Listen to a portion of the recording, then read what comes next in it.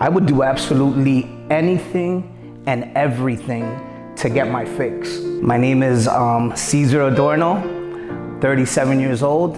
I was born and raised in Meriden, Connecticut. First encounter with drugs, I want to say, was around the age of 24, 25.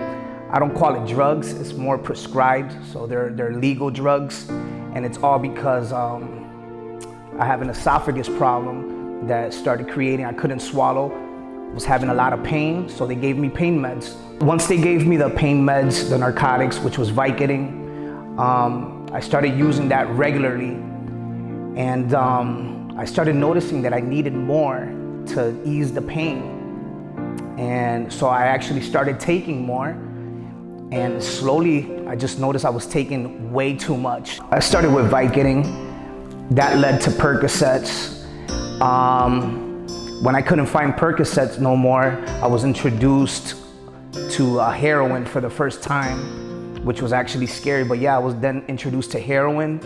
From heroin, I started using crack, cocaine, regular powder cocaine. I want to say I've used them all. I've used them all, yeah. But my main one was actually heroin. That's the one that that my body liked, and that's the one that I always went for, was heroin. I was in shelters, you know, living in shelters with other addicts. That's tough, you know. I remember going to psych wards. I want to say I was in a psych ward at least 4 or 5 times. My family had to section me. There's something called Section 12 and Section 35. You know, my family had to section me. Man, I remember going detox to detox. It actually felt like I lived in detox. I know them all. Western Massachusetts, I know them all. My family flew me to Florida twice. They flew me to Puerto Rico. In Puerto Rico, I started messing up over there also. I got to the point that I was selling water in the streets. And then from selling water, I would go straight to go use my heroin. I remember picking up cigarettes from the ground just to take the edge off because I was in a lot of anxiety. I remember just picking cigarettes up. You think about it, that's just crazy. You don't know who had their lips on it. All I would do is just smoke it, you know, just to feel better, just to feel a little bit more relieved at the moment, you know. It's crazy, sleeping behind buildings, sleeping in hallways. I did everything, man. And at all this, my family's home, and I really didn't care about them. I just didn't know how to get out of this mess. It was horrible, I'm telling you, it was something horrible. Didn't think I would be able to snap out of it on time. I would do absolutely anything and everything to get my fix. I mean, breaking in people's houses. I've stolen from gas stations. I never did anything to harm anybody physically, but yeah, I've done absolutely everything. I remember stealing from my kids, stealing their iPads, computers, laptops, stealing from my wife. She goes to sleep and I'm just waiting for her to go to sleep and for me to go find her purse wherever it was at, and I was gonna take all of her money. I stole from my mother-in-law, my father-in-law, my mom. I would manipulate everybody to send me money. I would do absolutely anything to get a fix. Yeah, I didn't care who you were, I didn't care. I was gonna steal from you, and then when I got my fix, then I'll probably care for you, you know, because I'm feeling better. But at the moment, I don't care who you were. I didn't care who you were. I was cold, you know, I didn't love myself. I did not love myself. So how can I just give what I don't have to my wife, you know? I saw my wife busting her booty, I gotta say it like that, busting her butt, working 2 jobs. I really didn't care, man. I was, you know, so she's stressing, 2 jobs, 2 kids, homework, food. She was doing it all. She was doing it all. And imagine, I can't give what I don't have. It's just impossible. ¿Cómo fue el proceso para ti como madre al ver a tu hijo batallar con esta adicción? Para mí fue un proceso bien fuerte, bien triste. Muchas veces pues se me aflojaban las fuerzas, pero porque lo veía él destruido y cada día que yo más oraba y oraba, veía cosas negativas en él, pero siempre me paré firme y dije no, porque esto es por fe y no es por vista. Y yo sé que si mi hijo no tiene la fuerza, yo voy a batallar por él. My wife would kind of push me to go to church, even though I knew I needed it. I really didn't want to, you know, I was sick. Instead of going to church, I would prefer to go get my fix. But I would keep going to church. I would keep listening to the messages, and they were touching me. They were touching me. I remember many times hearing my pastor speaking and me just crying like a little baby, but I couldn't get that last push to just make it happen and do a turnaround, you know? The day that it all changed brings me back to April 18th, 2016 in Holyoke, Massachusetts. I remember going into this chicken place that I love eating. My whole family, we love that place. I'm not gonna mention it. But, so yeah, I remember going into that place by myself after getting some drugs off the street. And I went into the bathroom. I went and I did 2 bags of heroin. I remember doing 2 bags of heroin that day. And immediately when I left the bathroom, I knew I was gonna go into an overdose. Why did I know? Because out of, you know, going through so many other overdoses, I knew what my body was already feeling. So I tell the cashier, I'm like, hey, I was straight up with her. I was like, hey, I just finished doing 2 bags of heroin and I'm gonna go into an overdose. I'm gonna die. Please call 911. I need help. I need help. I remember passing out on the sidewalk and then waking up in the ICU unit. I remember I had a catheter in me. I had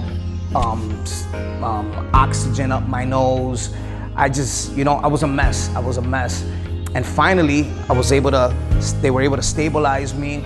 And in the afternoon, they let me go.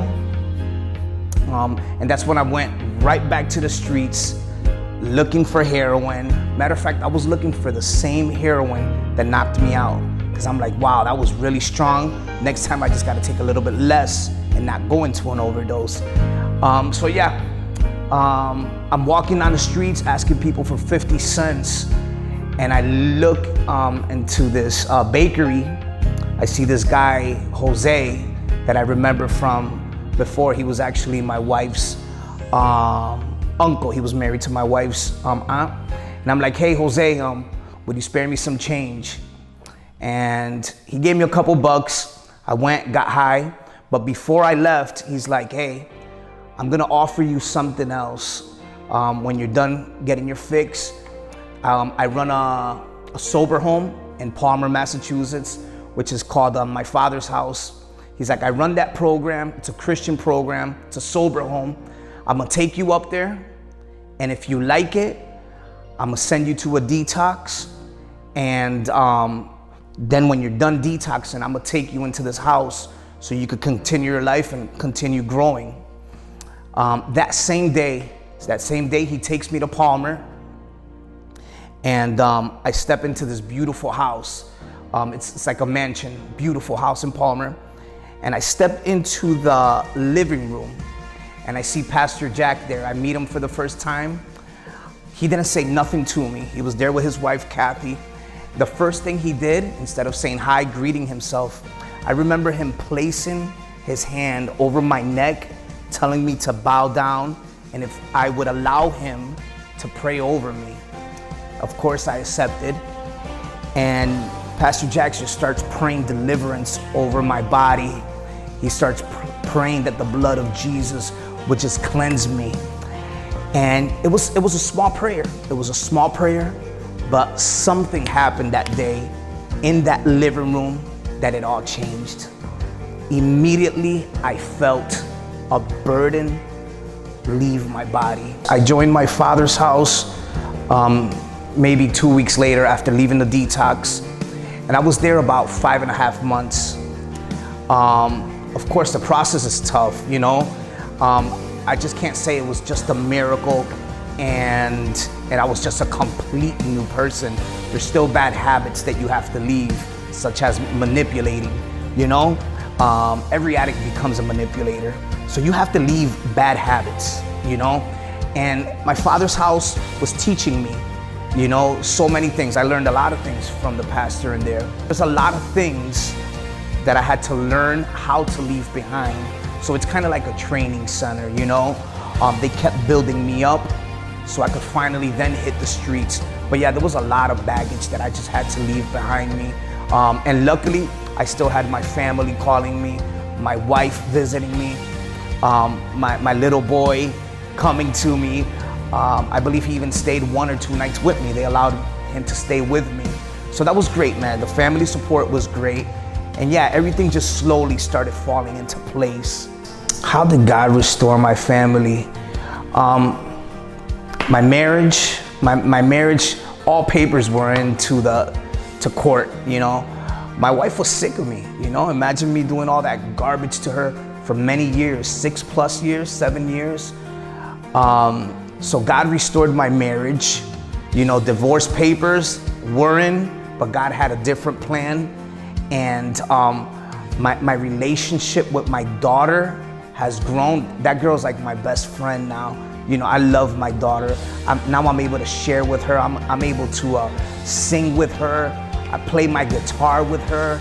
My little boy, that's my man. That's my champion. I call him Champ. I'm like, what's up, Champ? How you doing? Anyways, that's my champ. I've seen God move mightily in my family. Things are not the same. There's peace in my house. There's true joy. I hug different, you know? I kiss my wife different. I kiss my kids different. You know, it's just a blessing that I'm able to pray with them and pray over them, you know? And I mean, it's just amazing. It's amazing what God has done. And just God is real, definitely. The way I fight temptation, I wanna say, I just keep moving. I keep pushing. There's a saying that a moving target is hard to hit. So I'm moving, man. I'm moving all the time. My spiritual, how do I feed my spiritual? Of course, prayer. You know, we have to maintain in prayer. If God is the one that delivered me, I believe I should be speaking to him more often and tightening my relationship with him. I listen to preachings, you know, I call somebody to encourage me. I sing by myself. I sing by myself at home. You know, I'll go and sing the oldies, things that touch me, you know. That's how I make it happen. That's how I make it happen daily. That's how I fight my battles. Yes. This is how I fight my battle. Now, what would you say to someone struggling with drug addiction right now? Somebody who's struggling with drug addiction right now, man, I would tell them, hey, I know you don't see it, but there is hope. There is a God that can take that garbage away instantly, immediately. He could turn your whole life around. Once again, I know that you don't see it because our hearts just turn cold. We cannot see it. We lose sight. But man, God is just right there, knocking at the door. All I would tell you, man, hey, open your heart up just a little bit. Give Jesus Christ a chance in your life. You know, AA is a big meeting that a lot of people know, and they use the word a lot, higher power, higher power. My higher power is Jesus Christ, you know? I believe, to me, that's the one that has done everything in my life. I encourage you to just give Jesus Christ a shot, man. I promise you he's gonna show up. He will show up, man. He will break the chains. He will make the impossible possible. It's just beautiful. You see me, I get all hyped up. It's because I love this, because I'm living it. You know, it all changed. It all changed. God could turn it around, man. In a second, God could turn your life around. I promise you that God can do it. I promise.